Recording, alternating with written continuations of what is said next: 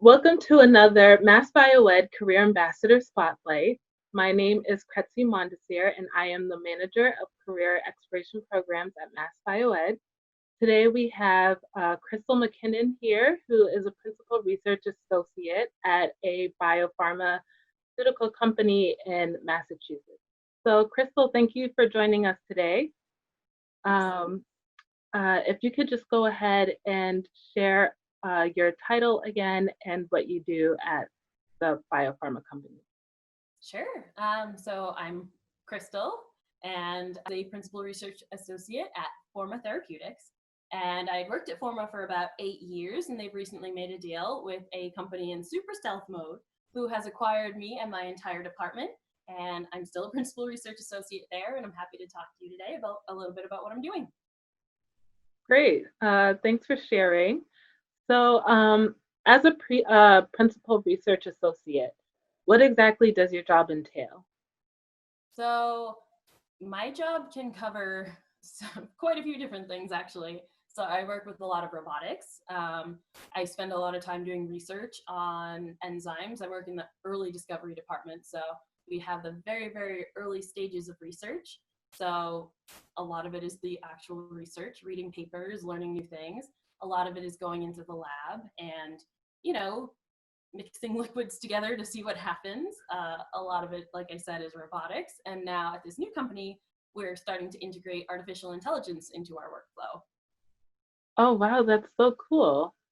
So can you actually just give like a brief background about like FORMA Therapeutics and what you were doing or what they're currently working on, and then maybe a little background about what is currently being worked on at this new super company that you're working with?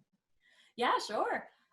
So at FORMA, personally, I worked on their several different targets. I believe they have 4 drugs in clinical trials right now, and those are heavily centered around different types of cancers, and more recently, blood disease and other issues like that people might have having to do with blood disease like sickle cell.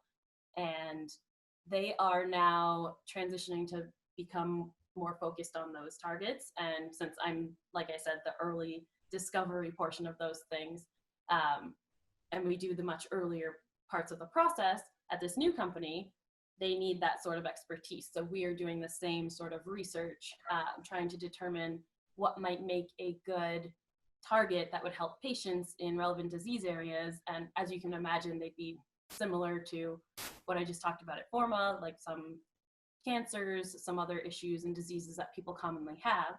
Can't quite go into too much detail, but similar stuff. And what does it mean for like a company to be in the clinical stages of development?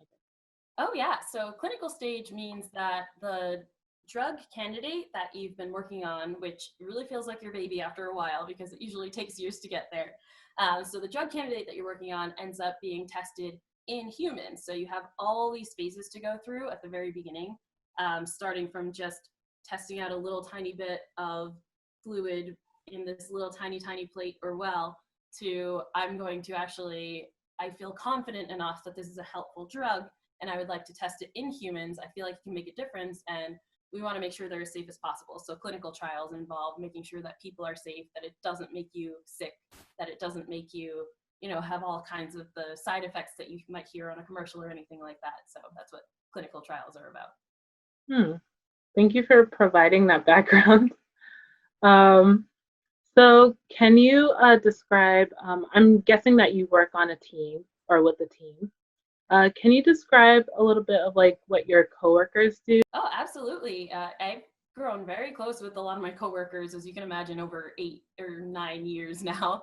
And so part of what we do is a little bit similar in a way that for most cases, when I show up to work, I know I have this target, say it's, a type of cancer. And I'm like, I want to do everything I can to make sure that this cancer stops working.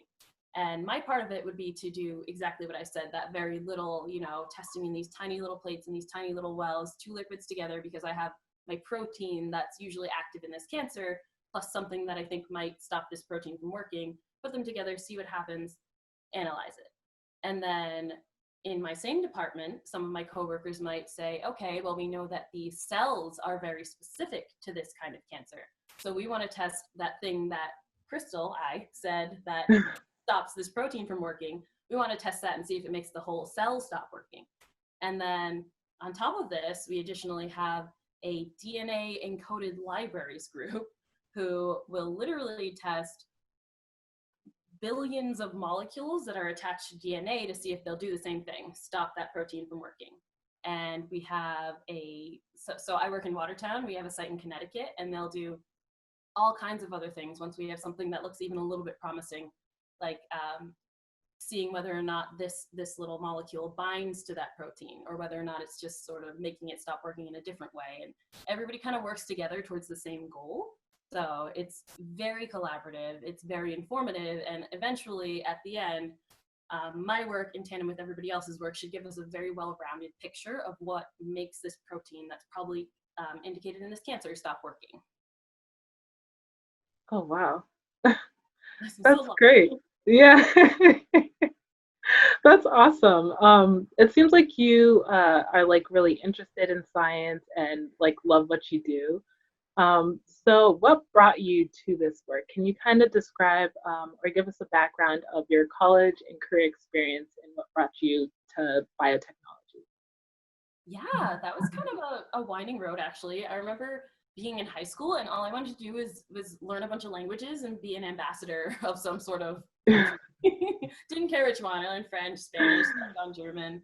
Um, and then towards the end of high school, I took an anatomy class, and the teacher in my anatomy class was probably the person who helped me the most try to start thinking about college, because my parents were not very supportive of trying to go to higher education more than high school anyways, because they worked for the state, they had stable jobs, they didn't think it was necessary, and they actually kind of, you know, removed themselves from the situation. So when I started looking at colleges on the advice of this teacher, the anatomy teacher, I ran into more roadblocks, as you can imagine. If your parents don't want you to go to college, it becomes a bit of a conflict.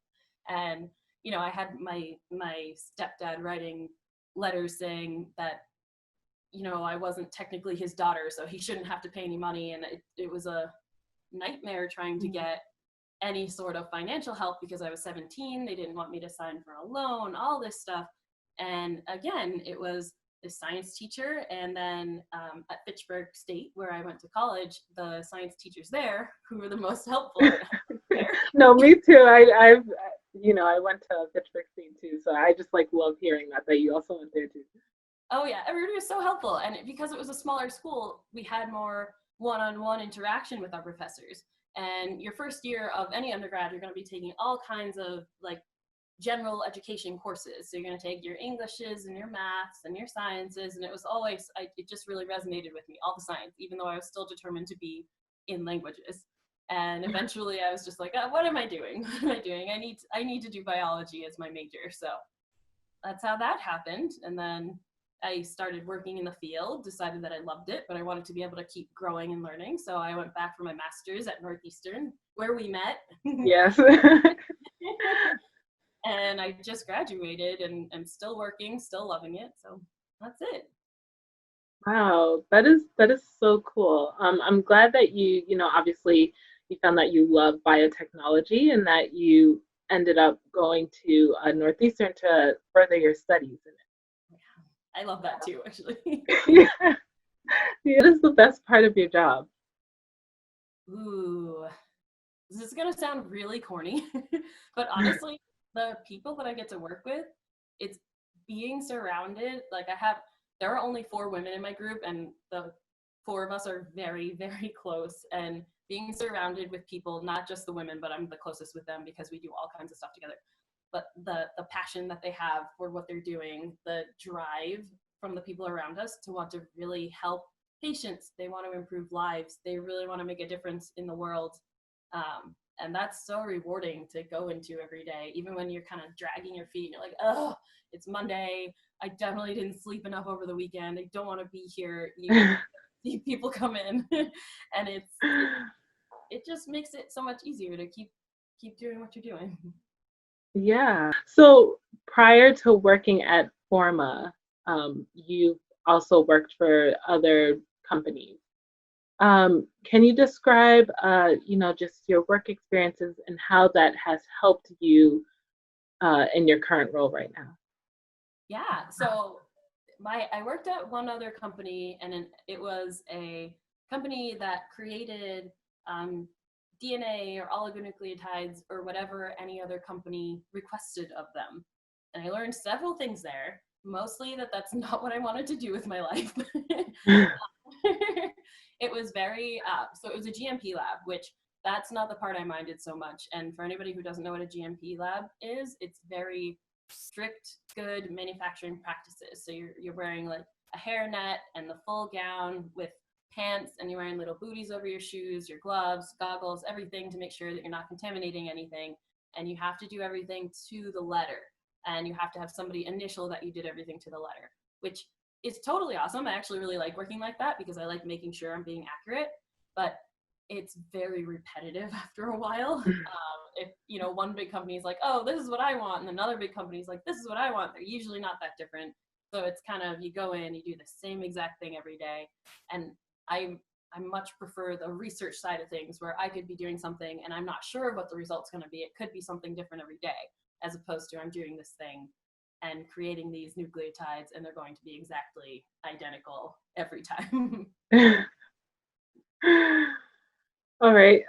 Thank you for sharing that. Do you have any for students or high school students, undergraduates right now who are currently interested in the similar type of work that you do? Do you have any, I guess, like recommendations for them or anything that you would like to share?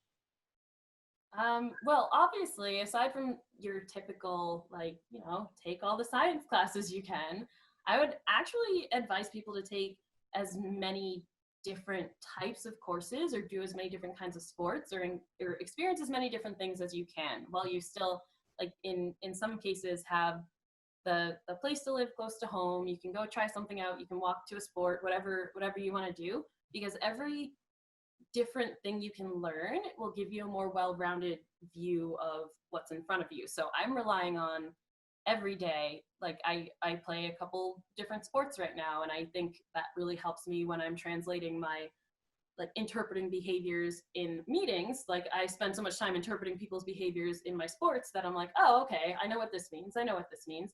And then there are, writing classes. If I didn't have a really strong foundation to write things, I wouldn't be on published papers right now. And just do as many things as you can, see what you enjoy, and go with it. So thank you for sharing that, Crystal. That concludes our Career Ambassador Spotlight. Thank you for joining us today. Of course. Thanks for having me.